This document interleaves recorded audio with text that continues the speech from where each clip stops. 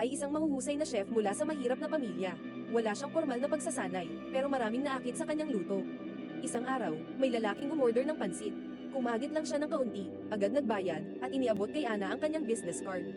Naguluhan si Ana. Kinagabihan, hinanap niya sa internet ang restaurant sa card.